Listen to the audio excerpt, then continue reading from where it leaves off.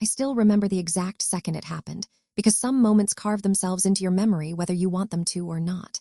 The morning had begun quietly enough, the kind of quiet that only exists in places where people come to heal.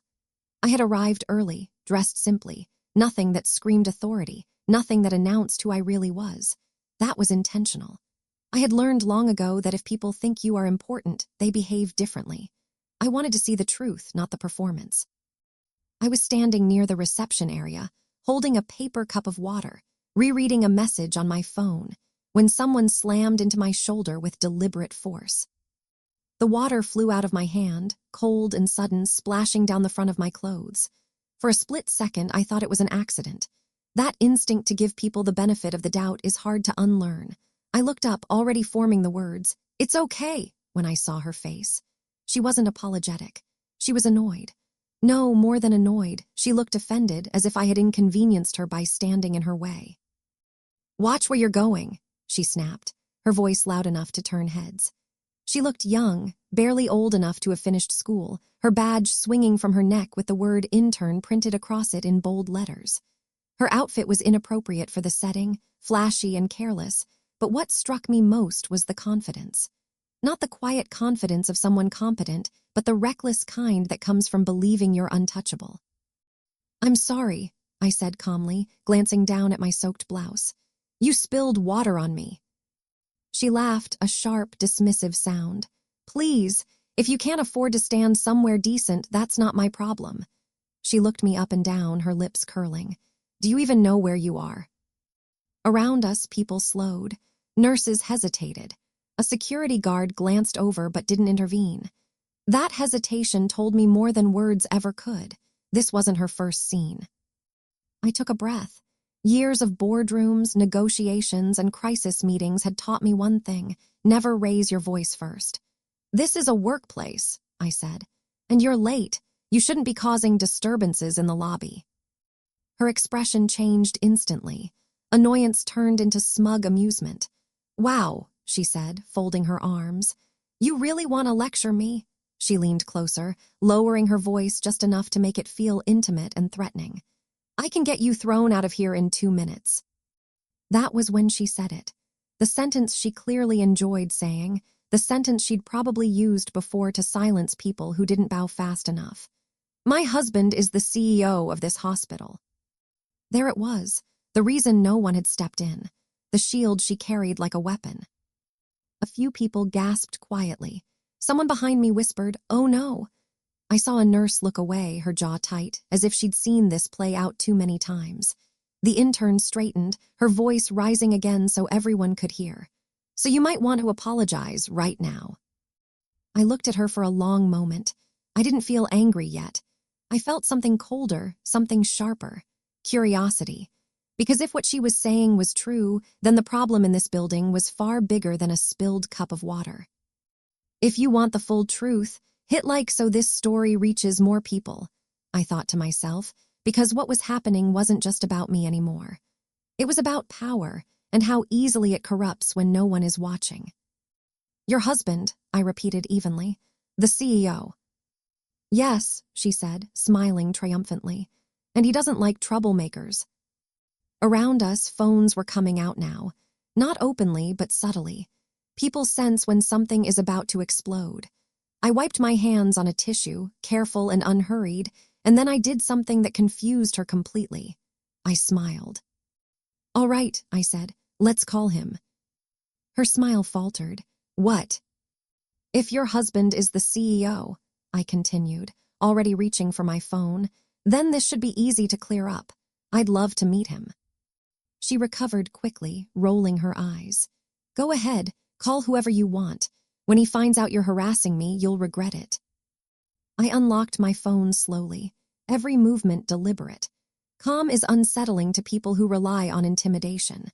I scrolled to a familiar contact, one I'd saved years ago, back when trust was something I still gave freely. The name on the screen was enough to make my chest tighten, but my hand didn't shake. I pressed call. The phone rang once, twice. Each ring felt louder than the last. The intern crossed her arms again, tapping her foot, her confidence fully intact. She even looked around as if inviting the audience to watch her win. He answered on the third ring. "Where are you?" I asked, my voice steady, clipped, impossible to misinterpret. There was a pause on the other end. "In a meeting," he said. "Why?" "You should come down to the lobby," I replied. "Right now." "What's going on?" he asked, irritation creeping into his tone. I glanced at the intern, who was now frowning slightly, her certainty cracking just enough to notice. "Your wife," I said clearly, making sure everyone nearby could hear, "just threw water on me." Silence. Not the kind filled with confusion, the kind filled with fear. "I don't have a wife here," he finally said. The intern's face drained of color. "What?" she snapped, lunging forward. "Give me that." I took a step back, lifting the phone slightly higher. "You do now," I continued into the receiver. "She says she's married to you. I thought you'd want to meet her." The line went dead. For a moment, no one spoke. The intern laughed nervously, too loudly. "Nice try," she said, but her eyes darted around. "He's busy. He'll deal with this later." "No," I said softly. "He won't." Because deep down, we both knew what was coming next. I could feel the shift in the room the way you feel a storm change direction before the rain starts. People weren't whispering anymore. They were watching. The intern noticed it too. Her confidence didn't vanish all at once. It fractured. First, her smile tightened. Then her shoulders stiffened. Then she did what insecure people always do when control starts slipping. She got louder. "You think you're clever," she said, pointing at me. "Calling random people and pretending you know things." She turned to the small crowd that had gathered. "This woman assaulted me. She spilled water on herself and now she's trying to get attention." A few heads turned toward me, uncertain. That was her advantage. Confusion. If you talk fast enough and loud enough, some people will believe you just to avoid thinking. I didn't rush to defend myself. I didn't need to. I simply looked at her, then looked around at the people watching. "Did anyone see me touch her?" I asked. No one answered immediately. Then an older man near the wall spoke up, his voice calm but firm. "She bumped into you," he said. "Hard." The intern whipped around. "Mind your business," she snapped. "This doesn't concern you." "It concerns all of us," a nurse added quietly. "This is a hospital." That was when I realized something important. This wasn't the first time she'd pulled something like this. People were tired. They were just waiting for permission to stop being afraid. She turned back to me, eyes blazing. "You're done here," she said. "Security will throw you out any second." I nodded slowly, as if considering her words. "Security," I said aloud, not raising my voice. "Could you come over here, please?" Two guards hesitated, then approached. Their expressions were careful, neutral. The intern immediately moved closer to them, as if proximity equaled protection. "This woman is harassing me," she said quickly. "I want her removed." One of the guards looked at me. "Ma'am." "I'm fine," I said. "I'm just waiting." "For what?" the intern demanded. "For your husband," I replied. A few people let out quiet, nervous laughs. She didn't. She swallowed. I saw it, the flicker of doubt she tried to crush. "You're delusional," she said. "You don't even know his schedule." "I know it better than you think," I answered. Minutes stretched. The lobby clock ticked loudly. Phones were out now, not hidden anymore. Someone was recording openly. The intern noticed and spun toward them. "Turn that off," she shouted. "You're not allowed to film me." The person filming didn't stop. "Comment justice if you believe she deserved justice." A thought crossed my mind, because this was the exact moment people decide who they stand with, when the bully starts panicking. Then the elevator doors at the far end of the lobby opened. Every head turned. He stepped out like a man running out of air. His suit jacket was wrinkled. His tie hung loose around his neck. The expression on his face wasn't anger. It was terror. He scanned the crowd desperately until his eyes landed on me. And froze. The intern's face lit up with relief. "Baby," she called, rushing toward him. "Thank God you're here. This woman attacked me." She grabbed his arm possessively, clinging to him like proof. He didn't look at her. He couldn't. His eyes were locked on mine, wide and pleading. "What is going on?" he asked, his voice thin. I took one slow step forward. "You tell me," I said. "She says she's your wife." Silence fell so heavy it felt physical. He opened his mouth, closed it. Then he did something that shocked even me. He pulled his arm out of her grip. "I don't know her," he said. The intern laughed, sharp and disbelieving. "What are you talking about?" she said. "Stop joking." "I'm not joking," he snapped, finally turning on her. "I don't know you." The sound she made then wasn't a word. It was a crack, something breaking. "You're lying," she whispered. "You said." "I said nothing," he cut in. "You misunderstood." That was when she exploded. "You promised me," she screamed. "You said I was special. You said she was nothing. You said this place would be mine." Every sentence hit like a hammer. Gasps rippled through the crowd. His face went gray. "I don't know what you're talking about," he said weakly. "You're a liar," she shrieked. "You told me to tell people you were my husband." He turned to me then, panic fully exposed. "This is a misunderstanding," he said quickly. "She's unstable." I studied him, the man I'd trusted, the man who thought charm could erase consequences. "Is she unstable?" I asked. "Or did you finally get caught?" He shook his head. "Please," he whispered. "Not here." I smiled, but there was no warmth in it. "You chose here," I said. "You just didn't expect me." Security stepped in, separating them as the intern collapsed into hysterics, screaming his name, screaming accusations. He didn't look back at her. He couldn't afford to. Share this video so communities understand what was hiding, I thought, because this wasn't a private betrayal anymore. It was a public one. I turned to the guards. "Please escort her out," I said, "and make sure HR documents everything." They hesitated, then looked to him. He nodded numbly. As she was dragged away, she locked eyes with me, hatred burning through her tears. "This isn't over," she screamed. "You ruined my life." I leaned closer, just enough for her to hear. "No," I said softly. "You did." She was gone moments later, her cries fading down the corridor. He stood there, shaking, alone, exposed. "Come upstairs," he said to me quietly. "We need to talk." I looked around at the people watching, the staff, the patients, the truth they'd just witnessed. "We'll talk," I said, "but not privately." His shoulders slumped. Because now, there was no hiding left. He hesitated, standing there in the middle of the lobby like a man who had just realized the ground beneath him was thinner than he thought. For years, he had relied on closed doors and private rooms, on favors whispered in hallways, on people too afraid to question him. Now every eye was open. Every silence was loud. "We can't do this here," he said again, lowering his voice. "This is unprofessional." I looked around slowly, letting my gaze move across the faces of nurses, doctors, patients, visitors. "What's unprofessional?" I said. "Is letting an intern terrorize your staff while hiding behind your name." A murmur rippled through the crowd. He flinched.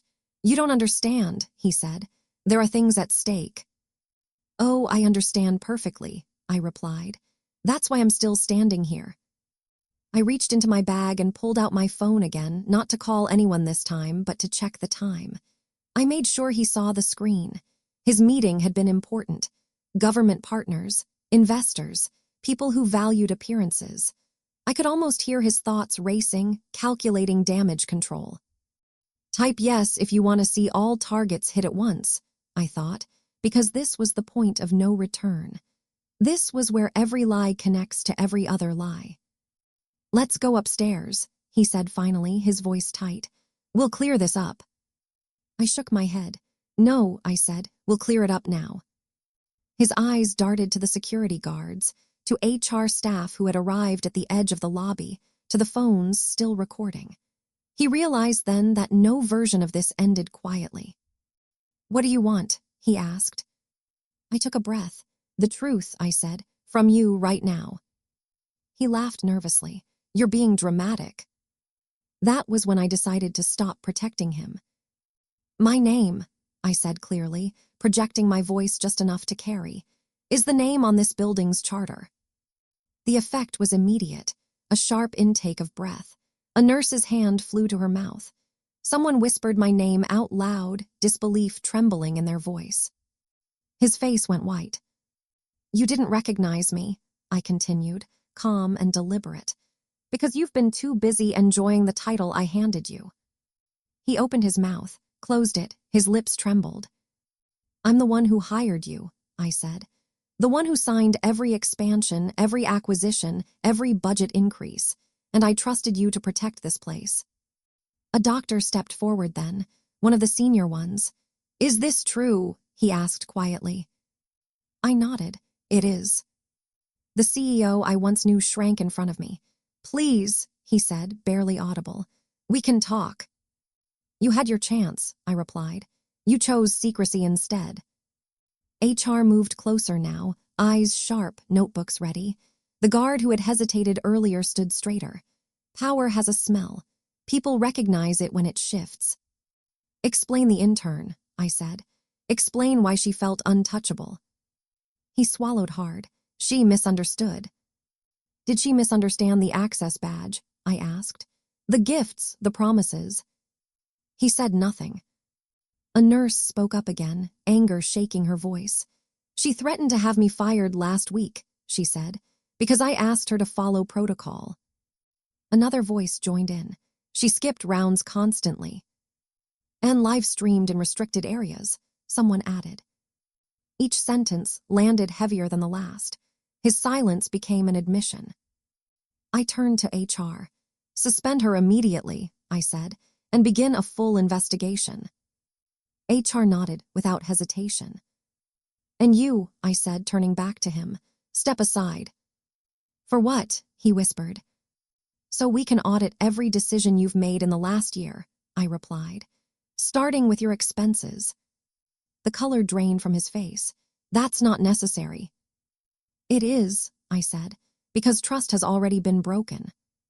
For a moment he looked like he might argue, then something in him collapsed. His shoulders sagged. His hands shook. You're ruining me, he said. No, I replied. You ruined yourself. Security approached him gently but firmly, guiding him away from the center of the lobby. Not arrested, not yet, but no longer in charge. As he was led toward the elevator, he looked back at me, eyes filled with something close to hatred. You think you've won, he said. I met his gaze. This isn't about winning, I said. It's about ending it. The lobby slowly began to breathe again. Conversations restarted. The PA system chimed. Life moved on, but something fundamental had changed. People stood taller. They looked lighter. One of the nurses approached me hesitantly. Thank you, she said.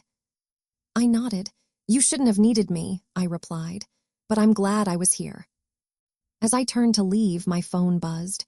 Messages, alerts, clips already spreading. The internet moves faster than truth, but truth has a way of catching up. If this shocked you, comment exposed below, I thought, because shock is the doorway to awareness. I walked out into the daylight, water stains dried, spine straight, knowing this wasn't the end. It was the beginning of consequences. And somewhere behind me, an empire built on borrowed authority was starting to crack. By the time I reached my car, my phone was vibrating nonstop in my hand. I didn't look at it immediately. I sat there for a moment with both hands on the steering wheel, breathing slowly, letting the adrenaline drain out of my body. Inside the hospital, systems were already moving, protocols unfolding, people whispering and typing and documenting. Outside, the world was about to do what it always does when it smells blood in the water. When I finally glanced at the screen, I wasn't surprised. Missed calls, messages, notifications from news apps and internal channels. Someone had posted a clip of the lobby confrontation. Not the full story, just enough to spark speculation. A freeze frame of my face. Another of him being escorted away. No context, no nuance. That was how it always started. I drove home in silence, every mile giving me more clarity. By the time I walked through my front door, I already knew what was coming next. The attempt to flip the narrative. The desperate effort to paint me as emotional, vindictive, unstable. It's the oldest tactic in the book. When a powerful man is exposed, the first line of defense is to discredit the woman who exposed him. My phone rang as I set my bag down. I didn't need to check the caller ID. I answered anyway. "You blindsided me," he said, his voice tight with controlled anger. "You humiliated me in public." "You humiliated yourself," I replied calmly. "I just stopped covering for you." "This didn't have to be a spectacle," he snapped. "We could have handled this internally." "We could have," I agreed, "if you hadn't let it rot." He exhaled sharply. "You think people are on your side? You think this looks good for you?" I walked to the window and looked out at the city. "It doesn't have to look good," I said. "It just has to be true." There was a pause, then his tone shifted, softer, more manipulative. "We built this together," he said. "You're throwing everything away." "No," I said. "I'm taking it back." He hung up without another word. That night, the headlines started rolling in. Some cautious, some vicious, anonymous sources, blurred lines. Questions framed as accusations. I watched it all unfold with a strange sense of detachment. I'd expected this. I'd prepared for it. By morning, the board had convened an emergency session. I didn't rush. I dressed carefully, not to impress, but to remind myself who I was before any of this. When I entered the room, conversations stopped mid-sentence. They looked nervous, not because of me, because the ground had shifted and no one knew where it would settle. "We need to discuss yesterday," one of them began. "We will," I said, "but first you need to understand something. What happened yesterday wasn't a scandal, it was a symptom." They listened. "For months," I continued, "complaints were buried, behavior was excused, boundaries were ignored, all because one man convinced you he was irreplaceable." Silence. "He isn't," I said. One of them cleared his throat. "There's already pressure from outside," he said. "Investors are nervous." "I know," I replied. "That's why transparency matters now more than ever." Another board member leaned forward. "Are you accusing him of more than misconduct?" "Yes," I said, "and the evidence is already being compiled." They exchanged looks. Fear, relief, anticipation. Change is terrifying until it becomes inevitable. By the end of the meeting, his authority had been stripped, temporarily on paper, permanently in practice. Investigations launched, access revoked, his name removed from internal communications. When I walked out, my phone buzzed again. A message from someone I hadn't spoken to in years, a senior physician, one of the quiet ones. "Thank you," it read. "We've been waiting." That message meant more to me than any headline. The backlash online intensified by the afternoon. Edited clips, misleading captions, comment sections full of certainty from people who knew nothing. I let it happen. Silence can be strategic. Every lie needs time to overextend itself. Share this video so communities understand what was hiding. I thought again, because eventually the truth would surface, and when it did, it would land harder than any denial. That evening, my legal counsel called. "He's preparing a response," she said. "He's going to claim defamation, emotional distress, abuse of power." I smiled faintly. "Of course he is." "We're ready," she said. "But once this goes fully public, there's no undoing it." "I know," I replied. "That's why we're doing it right." The next morning, I stood behind a podium in a room full of cameras. Calm, centered, prepared, I didn't attack him. I didn't dramatize. I laid out timelines, facts, documents, witness statements. I answered questions directly. When asked about the intern, I said only this: "No one becomes that bold without being encouraged." That sentence echoed everywhere. By the end of the week, the narrative had turned. Not completely. It never does. But enough. Enough that people started asking the right questions. Enough that others came forward. Enough that the image he'd built began to crumble under its own weight. I sat alone one night, the noise finally quieting, and allowed myself to feel it. The exhaustion, the grief, the strange sense of loss for something that had already been gone for a long time. Justice doesn't always feel victorious. Sometimes it just feels necessary. And as I looked at my phone one last time before setting it down, I knew this story wasn't just about one intern or one CEO. It was about what happens when silence ends. The quiet didn't last long. It never does when power shifts. 2 days after the press conference, the first formal complaint landed on my desk, followed by another, and then another. They came from departments I hadn't heard from in years: nurses, administrative staff, junior doctors, people who had learned to keep their heads down because speaking up had never been rewarded.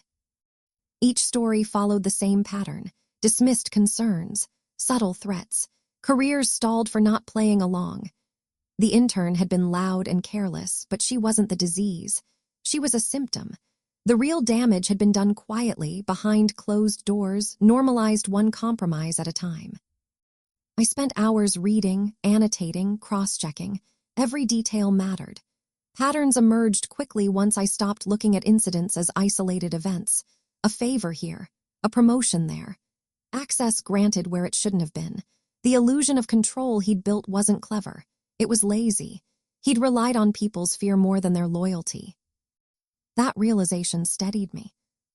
When the auditors delivered their preliminary findings, I wasn't surprised. Misallocated funds, personal expenses disguised as operational costs, travel records that didn't match meeting logs. The deeper they looked, the less he'd bothered to hide. He never expected to be examined. That was his real mistake. His lawyer requested a meeting. I declined, not out of spite but out of clarity. There was nothing left to negotiate. The institution didn't need a settlement. It needed accountability. Outside, the public conversation continued to rage. Some defended him reflexively. Others questioned why I hadn't acted sooner. That one stung, even though I understood it. Hindsight always feels sharpest when consequences are visible. I answered when necessary, stayed silent when it served the truth better. One evening, as I was leaving the building, a young resident approached me hesitantly. She looked nervous, twisting her ID badge between her fingers. "I almost quit," she said. "Last year, I thought it was me. I thought I just wasn't strong enough."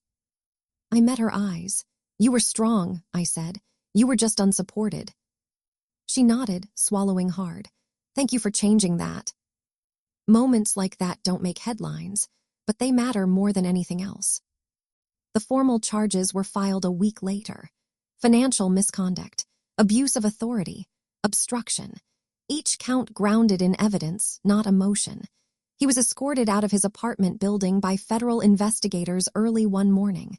The footage went everywhere. The same people who once praised his leadership now dissected his expression frame by frame. I didn't watch it. Instead, I focused on rebuilding. Interim leadership appointments, policy revisions, mandatory reporting channels with real protection behind them. Culture doesn't change with announcements. It changes with systems. The intern's case resolved quietly, terminated, credentials flagged, no dramatic confrontation, just consequences. She tried to reach out once through a third party. I declined that too. Accountability doesn't require conversation. It requires acceptance. Weeks passed. The noise softened. Something like normalcy returned, though it felt different. Lighter, more honest.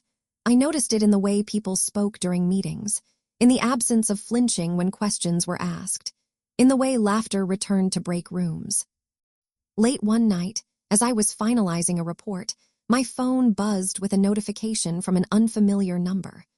A short message. "You were right. I should have listened." I didn't reply. Closure doesn't always come from dialogue. Sometimes it comes from distance. As the months went on, the story faded from public memory, replaced by newer scandals, louder outrage. That was fine. The work didn't need an audience anymore. It needed consistency. One afternoon, standing in the lobby where it had all begun, I watched a group of interns walk past, laughing, focused, unafraid. No one shouted. No one postured. They were just learning as they should be. I caught my reflection in the glass and smiled, not because I'd won, but because I'd endured. The truth is, justice isn't cinematic most days. It's paperwork and patience and uncomfortable conversations. It's choosing not to look away even when it would be easier. And if there's one thing I learned through all of this, it's that power doesn't belong to titles or threats or borrowed authority. It belongs to the people willing to stand still and speak clearly when the room tries to intimidate them into silence. I walked out into the evening air, phone finally quiet, steps steady, knowing that whatever came next, it would be built on something real. I thought the story was over. Most people do once the noise fades and the headlines move on. But endings are rarely clean, and consequences have a way of circling back when you least expect them. It was nearly a year later, on an ordinary afternoon, when I saw him again. I was leaving the building after a long day, my mind already drifting toward dinner and the quiet comfort of home, when I noticed a familiar shape across the street. He stood near the bus stop, thinner than I remembered, shoulders hunched, eyes fixed on the ground. For a moment, I wasn't sure it was really him. Power ages people in strange ways, and the loss of it ages them even faster. He looked up just as I reached the curb. Our eyes met. He froze. Time slowed, stretching thin between us. 1,000 possible conversations flashed through my mind, and I dismissed every one of them. There was nothing left to say. He had already taken enough from my life. He didn't get my words, too. He took a hesitant step forward. "I'm sorry," he said, his voice barely carrying over the traffic. I studied his face. The arrogance was gone. So was the certainty. All that remained was regret, raw and useless. I believed him in a way. Not because he deserved forgiveness, but because regret always comes when there's nothing left to gain. "I know," I said simply.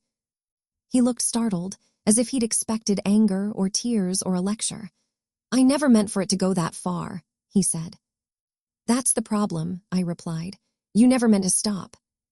He flinched, the truth landing harder than any insult. I didn't wait for a response. I crossed the street, feeling the sun on my face, the weight of the past finally lifting in a way I hadn't known I needed. Some people think revenge is loud, public, cruel, but the real kind is quiet. It's living well without needing to look back. It's building something so solid that the people who tried to tear you down no longer matter. That night, I sat alone on my balcony, the city humming below, and reflected on how easily everything could have gone differently. One moment of silence, one decision to walk away, one choice to protect comfort instead of truth. I understood then how many stories like mine never surface, buried under fear and doubt. If you want the full truth, hit like so this story reaches more people. Because someone out there is standing in a lobby right now, soaked, humiliated, being told they're nothing. Someone is being silenced by a title, a threat, a borrowed name. And they need to know that power only works when you believe in it. Comment justice if you believe she deserved justice. The world changes slowly, but it does change. Every time someone refuses to be intimidated. Every time someone stays calm while a bully panics. Every time someone chooses truth over convenience. Type yes if you want to see all targets hit at once. I didn't set out to be an example. I just refused to be quiet, and that made all the difference. If this shocked you, comment exposed below. And before you go, remember this. Like this video if you believe the truth should always come out. Comment and tell me what you would have done in that lobby if you were in my place.